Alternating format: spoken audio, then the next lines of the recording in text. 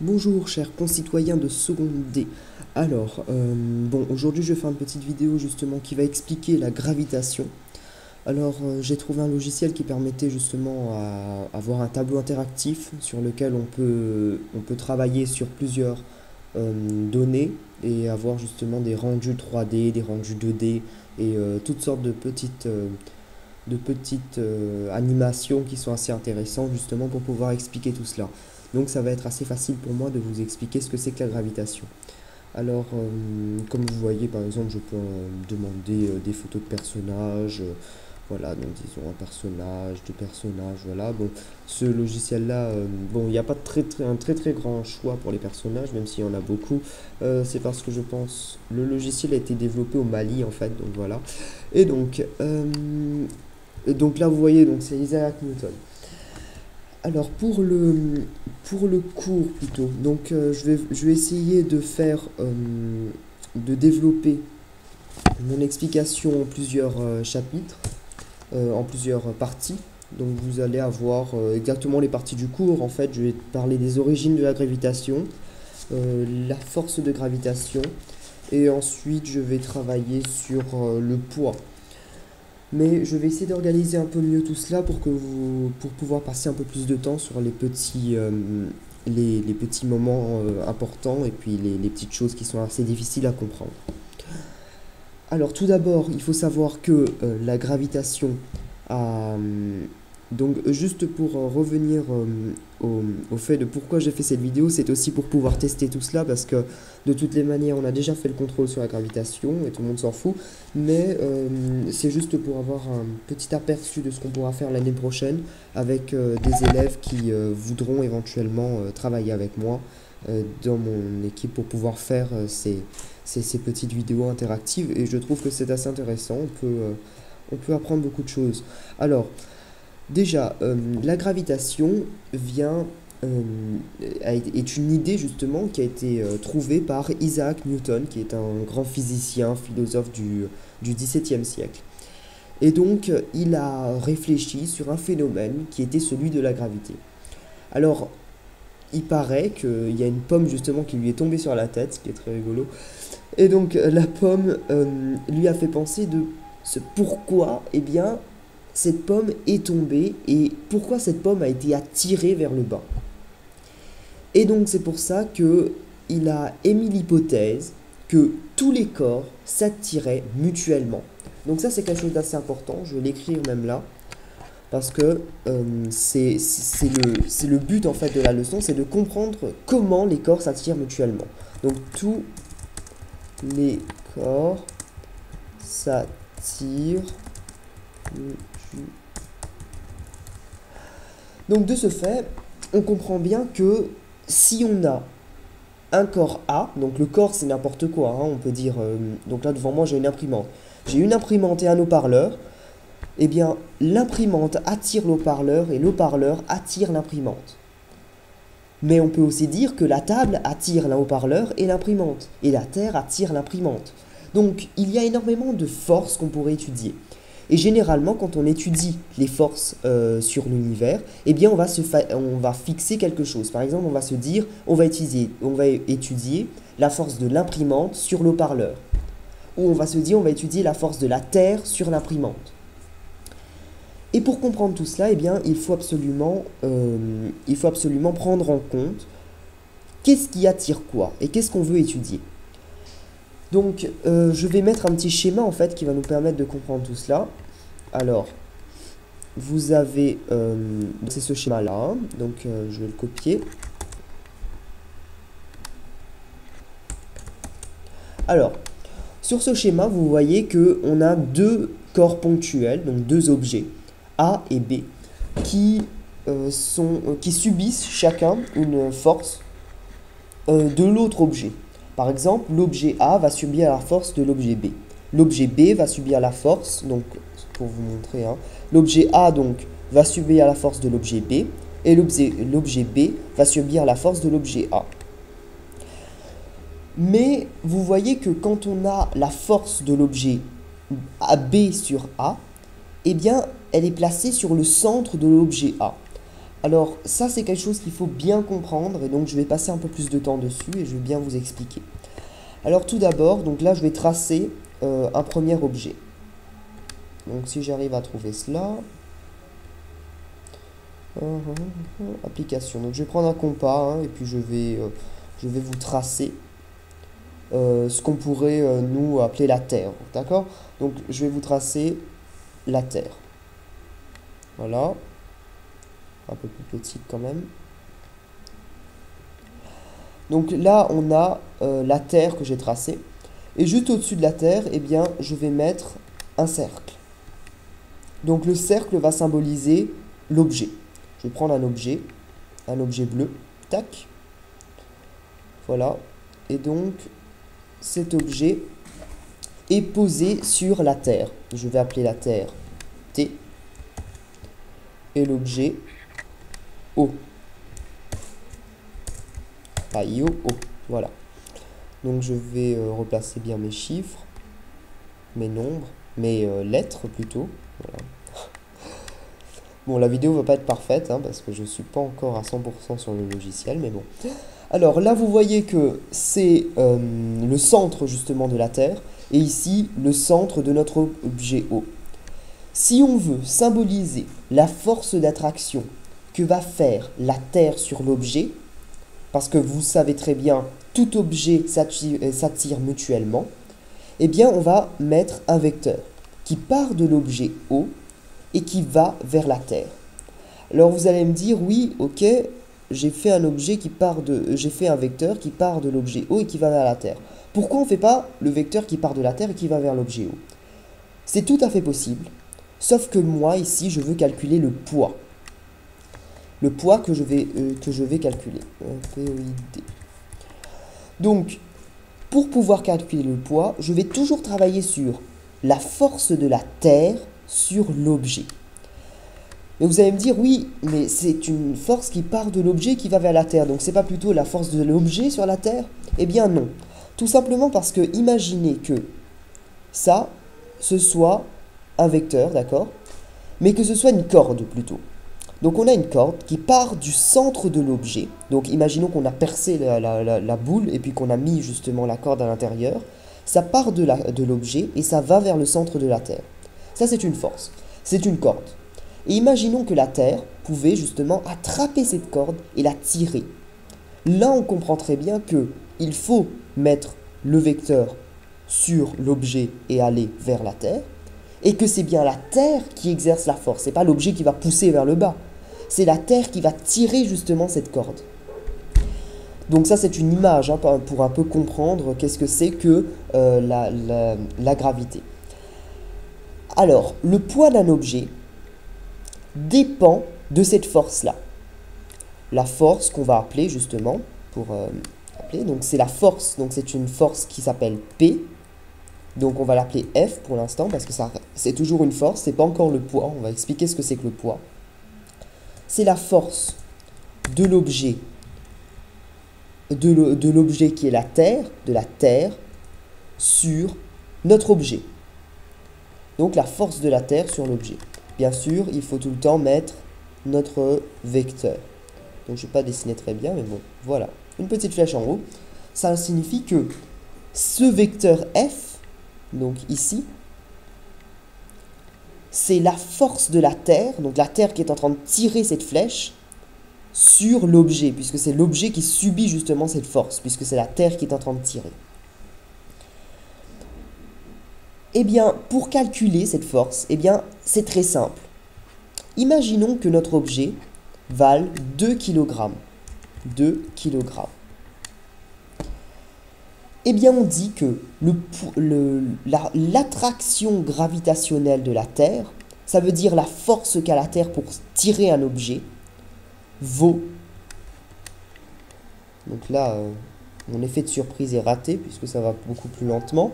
Donc, ça s'appelle G, la force que la Terre a pour tirer l'objet, ça vaut G, et qui est égal 9,81 newtons.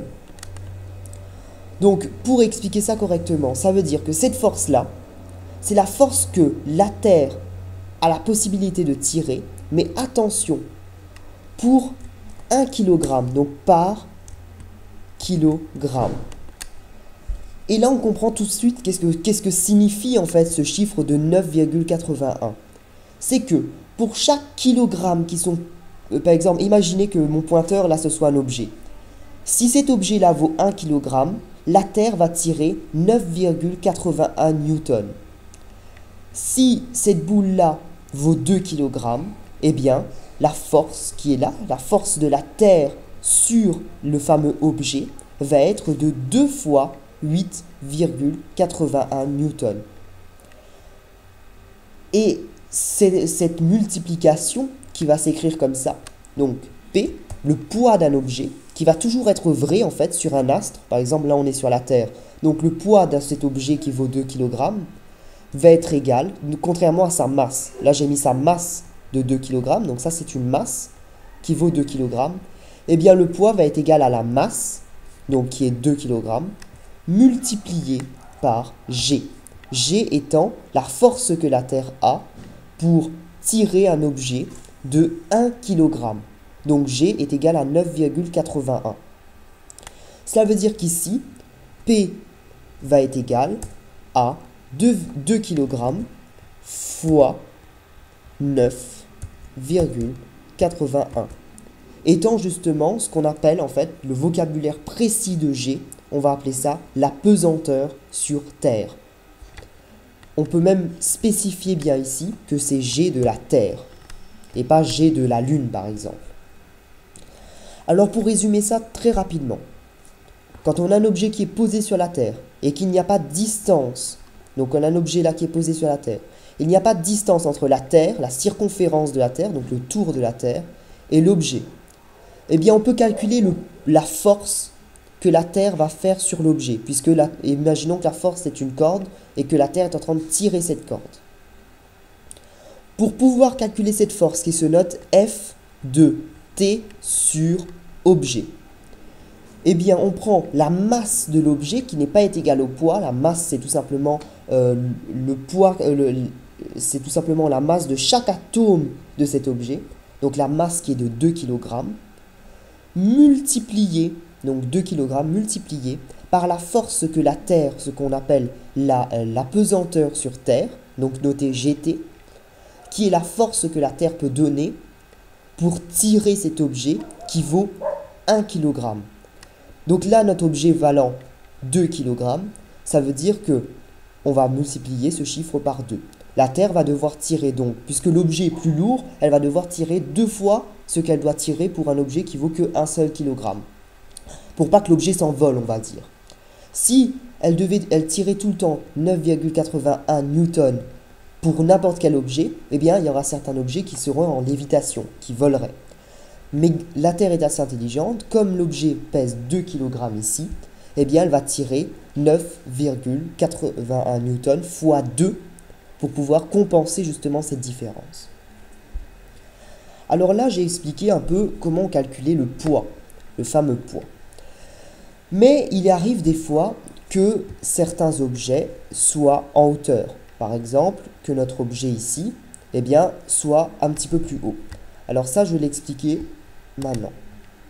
Alors, je vais séparer mon écran en deux pour vous montrer la différence qu'il y a justement entre un objet, donc je vais remettre la gravitation ici, donc la différence qu'il y a entre le poids qui est noté P, donc c'est le poids, et la force gravitationnelle, la force d'attraction gravitationnelle, force d'attraction gravitationnelle, désolé pour les fautes, hein, s'il y en a.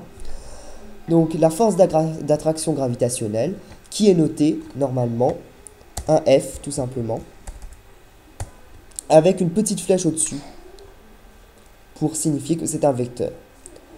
Alors je vais vous montrer la différence entre les deux. Imaginons que je prends un cercle. Donc là mon petit frère il est en train de super rigoler derrière. Dylan, chute! Donc là on a la Terre qui est ici, donc je vais l'appeler T. Et vous avez ici une deuxième terre. Donc je vais l'appeler B. Non, je vais l'appeler T en fait, parce que c'est la terre. Alors, je vais l'appeler T. Bien. Maintenant, nous avons deux terres. Une sur laquelle on va mettre un objet. Imaginons cet objet-là. Donc, imaginons que je vais mettre un autre objet. Hein. Je vais mettre une boule, hein, parce que sinon, vous allez vous embrouiller. Donc, imaginons que cet objet-là, bah, ce soit une très très grosse boule, parce que sur Terre, là, ça va faire vraiment immense, mais bon, c'est pas grave. Voilà. Je vais essayer de faire un truc un peu rond, sinon ça va pas le faire. Voilà. Vous avez ici un ballon sur la Terre. Le ballon, je vais l'appeler V comme ballon. Voilà. Et de l'autre côté, eh bien, je vais mettre disons, un ballon, mais que j'ai posé sur une estrade, parce que c'est le ballon de la Coupe du Monde. Donc là, j'ai posé sur un truc super safe. Donc je vais essayer de trouver ma petite étagère là, enfin ma petite étagère. Le rond, bon je trouve pas mon étagère, je vais mettre, voilà. Donc là j'ai le ballon de la Coupe du Monde, des bleus. Un peu plus professionnel. Et puis je vais le mettre sur un petit carré comme ça là, ça c'est son estrade. Voilà, son espèce de truc qu'il tient pour qu'il soit en sécurité. Donc dans les deux cas, donc là je vais l'appeler aussi ballon, puisque c'est B, hein, c'est ballon, pack. Voilà. Alors, ici vous avez un ballon qui est posé sur une espèce de meuble et qui est sur la terre. Ici vous avez le ballon qui est posé directement sur le tour de la terre, je vais appeler ça la circonférence de la terre. Pour calculer la force qu'il y a de là à là, et qu'on va appeler le poids P, parce que justement la force d'un objet qui est directement, la force d'un objet qui va justement, je commence à radoter, la force d'un objet qui est directement posée sur la circonférence de la Terre s'appelle le poids. Et le poids est une unité qui est utilisée pour n'importe quel objet. On va dire par exemple le verre, là j'ai un verre qui est à côté de moi, voilà, le verre, eh bien il est sur la Terre, c'est un verre qui est sur la Terre, eh bien son poids est déterminé grâce à un calcul qui va être le calcul du poids. Mais ce poids-là ne va pas changer une fois qu'il va être sur la Lune. Il va changer en fait, mais disons qu'on peut dire que ce verre-là va pas avoir le même poids sur la Lune, mais ce qui est vrai, c'est qu'il va avoir un certain poids sur Terre. Bon, n'écoutez pas ce que je dis, je continue dans mon explication.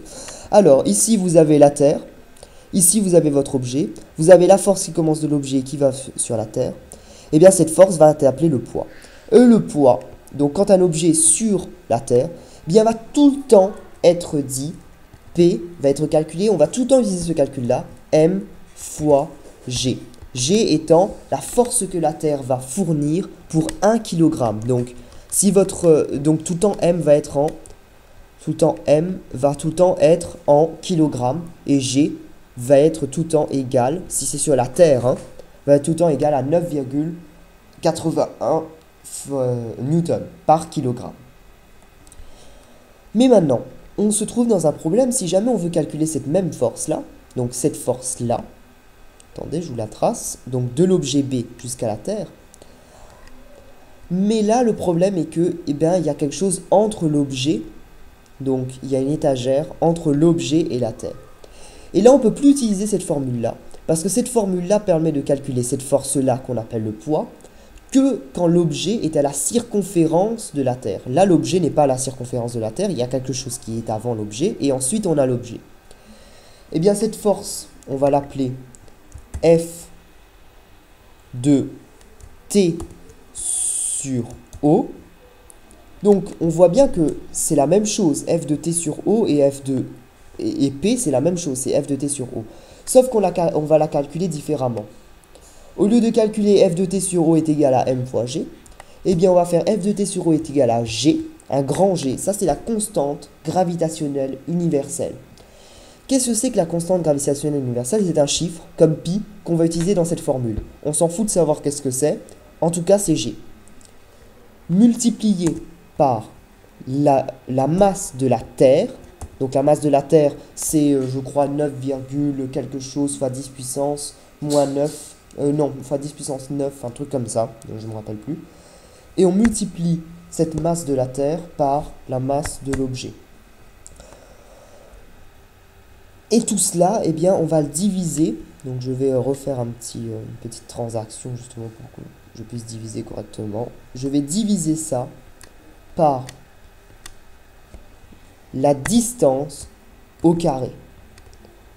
Et cette distance au carré, c'est la distance entre le milieu de mon cercle et donc le milieu de mon cercle et le milieu l'endroit où la flèche va s'arrêter. Normalement, on fait ça, on dit que ça va du milieu de la Terre, donc jusqu'à là. Le milieu de la Terre jusqu'à là, c'est le rayon de la Terre, donc on fait rayon de la Terre. Donc si on veut, ce D carré, c'est égal, ça fait en réalité le rayon de la Terre plus une petite hauteur qu'on a là, cette hauteur-là. Donc partant du rayon de l'objet jusqu'à la fin, jusqu'à la circonférence de la Terre, ce qui est H. On comprend, grâce à tout cela, que si notre objet est placé sur la Terre, sur la circonférence de la Terre, eh bien on utilise tout le temps la formule qui est, donc je prends mon laser, la formule qui est M fois G. Si à l'occurrence on a un objet qui est placé sur une étagère, eh bien on va faire la formule F2. Ben là vous voyez, j'ai oublié le vecteur, donc ça c'est très important, hein, la petite flèche du vecteur qui est très mal faite ici.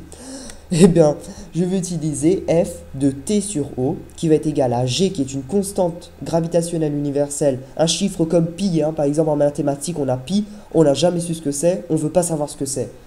G fois mt, masse de la Terre, fois mo, masse de l'objet, divisé par le rayon de la Terre, qui est ça, plus h, qui est cette hauteur-là. Donc, si on veut, c'est la distance au carré, donc cette distance-là. Et tout cela, on le met au carré, hein, ce qui est en bas. Vous voyez très bien ici la différence qu'il y a entre le poids et la force d'attraction gravitationnelle.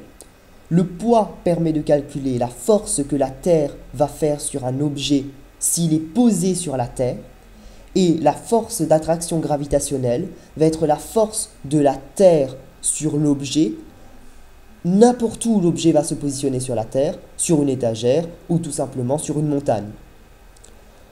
Donc là, il faudra prendre la hauteur de la montagne plus le rayon de la Terre.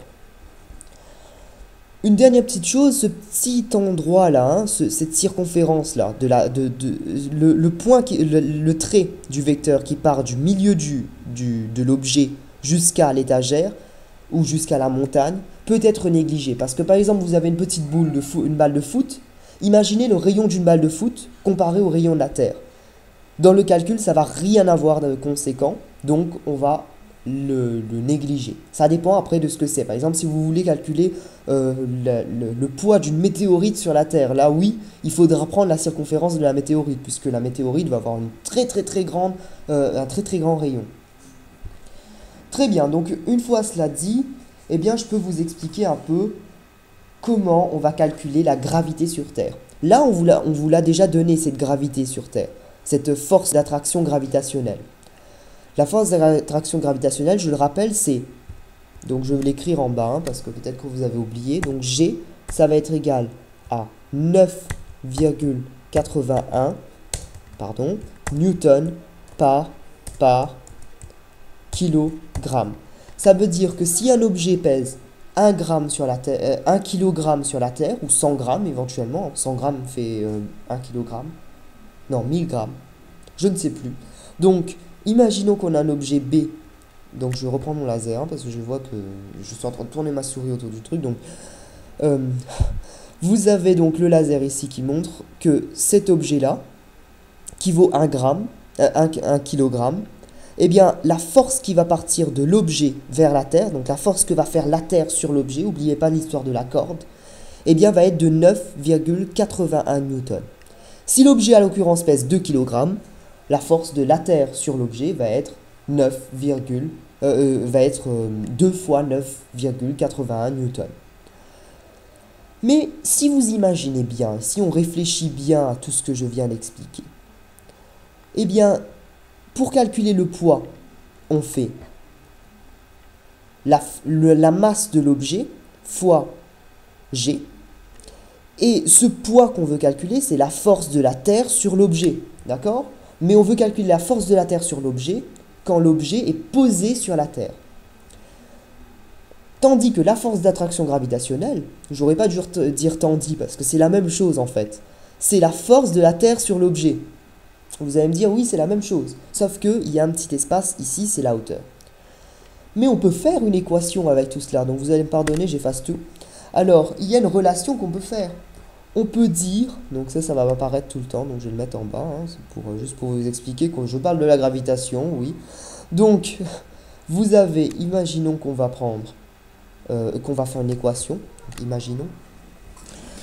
On va faire une équation, on va essayer de trouver G, d'accord? Parce que G, ça va être la gravitation qu'il y a sur la Terre, la force d'attraction gravitationnelle. Non, pas la force d'attraction, la force de la pesanteur sur Terre. Pesanteur, dans pesanteur, on a le mot peser, donc ça fait référence au poids. La pesanteur sur Terre, c'est le nombre G que vous voyez ici. On peut le calculer, même s'il nous est déjà donné, c'est 9,81. Il est possible de faire une équation, une équation qui permet de calculer justement cette force. Alors pour faire cette équation, eh bien on fait cela. On sait que est égal m fois également. Là, ça va être. Alors, vous avez également la force.